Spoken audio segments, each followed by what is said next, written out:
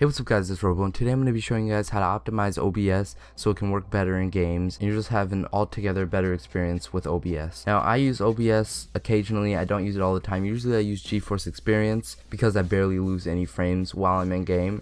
But this is good for just overall recording, and if you need to record games in OBS because GeForce Experience isn't working for some reason, or you don't have GeForce Experience, this is a really good option. So when you download it, it'll look like this. Well, this is OBS Studio, but I'm pretty sure it'll work with the regular OBS as well. So when you download it, it'll look like this. You have a little menu right here. I want you to click on Settings, and then this General tab will pop up. Now, by default, it's set to white, like a light theme. I usually have it set to dark because it's easier on my eyes, and it looks better to me. You can have that set to whatever you want. So we're done with the General tab. We're going to skip over Stream tab because this is just recording. So we're going to go to Output, and you want to make sure that your output mode, by default it's set to simple. You want to make sure it is advanced, and then go to recording. Again, we're going to skip over streaming because we're not going to be streaming. So you want to set your recording type to standard. You can do custom output, but I don't really mess with that much, so I just have it set to standard. Your recording path is wherever you want your recording to save when you're done recording, when you press stop recording. If you have two storage devices, like I have an SSD, a 128 gig SSD, and a 1TB hard drive for my mass storage, I write to my mass storage drive or my 1TB hard drive. I usually reserve my SSD for programs or games with long loading screens, so I don't really use that for much. So I have it set to my mass storage drive, but if you only have one drive, then whatever you want is perfectly fine. You just press browse and then pick a folder that you want. If you have two drives, I definitely would recommend setting it to your mass storage drive if you have that type of setup. If you don't, that's fine, whatever, but I've seen better performance in that regard. So recording format, I would set this to MP4, make sure audio track is set to 1, just copy down all these settings. Encoder, I'm pretty sure people with AMD graphics cards will have a different option right here, so you would see like the AMD equivalent, but don't use X264, use this one tailored to your specific graphics card or GPU manufacturer. Now for rate control, make sure this is set to CBR. Now bitrate is a funny one, you can play around with this.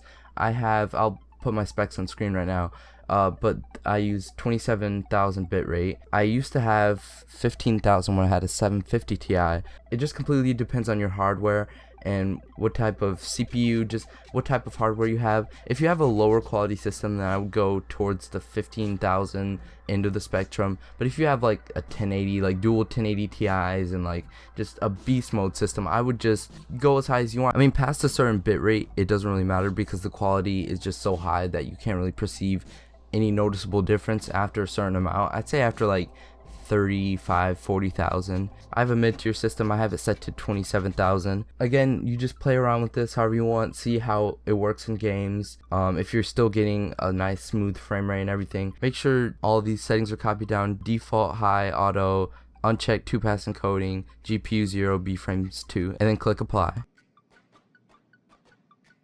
Then we're gonna go over to audio. Nothing much here, just make sure all these are set to 320. There's nothing that can go wrong with setting it to the highest quality for your audio bitrate. So now that we're done with that, we're going to go to the actual audio tab. Now your sample rate is just a sample rate of your microphone. I have a Blue Snowball, and the sample rate for the Blue Snowball is 48 kilohertz. Basically, just go to your microphone manufacturer's website and look up the sample rate, and you should be able to find it. If you can't, I would say 44.1 kilohertz is a good, it's good. It's not like it's terrible or anything. Make sure your channels are set to stereo because you want to have that left and right audio.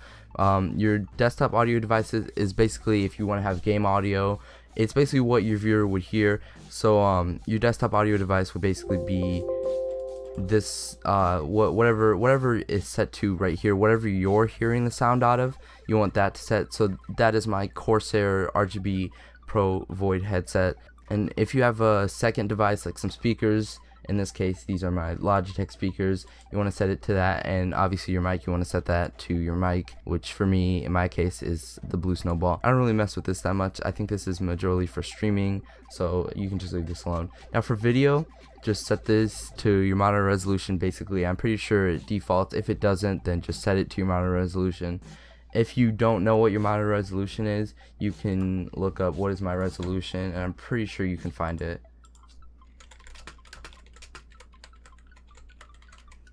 The first link you see I have a 1080p monitor. I mean, it's not that hard to find your monitor resolution if you don't already know. For the downscale filter, I use this one. I don't really know how to pronounce it. If you do have a lower tier system, then you can change it to bicubic or bilinear, but this one looks the best in my opinion. Make sure your FPS is set to 60 unless you're working on a movie for some odd reason and you need to screen record for a movie. In that case, I would say set it to 24, but 29.97 works, I guess. I don't really go below 60. I know that kind of sounds like a PCMR propaganda, but 60 FPS actually does look really nice. Hotkeys, you can set this so if you have extra buttons on your mouse, you can be like, oh, I don't really want to go to OBS and manually press record, so I'll just press this button on my mouse. You just click on it basically, and then you can set that. But I don't really use that much because sometimes I accidentally hit buttons and I don't really want to accidentally like stop recording or start recording or do all this other stuff, and you have to think about way more things when you're recording. You can use hotkeys if you want, but I don't really use them personally. So now that we're done with that, we're going to go to advanced and basically just copy down all the stuff that I have. Process priority, you don't really want to go above normal or high because it's not really like it takes a lot of CPU power to run OBS unless you have a really low quality CPU like a dual core or something like that. Rendering engine, I would use DirectX or Direct3D 11. Color format, RGB. YUV color space 709. Color YUV color range full. And then the file format, this is basically like what it's going to be called. So this is like the year, the month, day, hour, minute, second. I just leave that at default because I know which recording that I used, the last recording that I used, so when I'm editing videos, it's not that hard to tell the difference. But you can change this if you have some type of whatever. I don't know what you would use this for, but I know there are some people out here who use stuff like that. And all this stuff is basically for streaming when you're switching transitions. I don't really stream. If you guys want me to start streaming, I can, but this is basically all that you have to do. Make sure to apply, and for some of these settings you will have to restart it, so just close OBS and then open it again.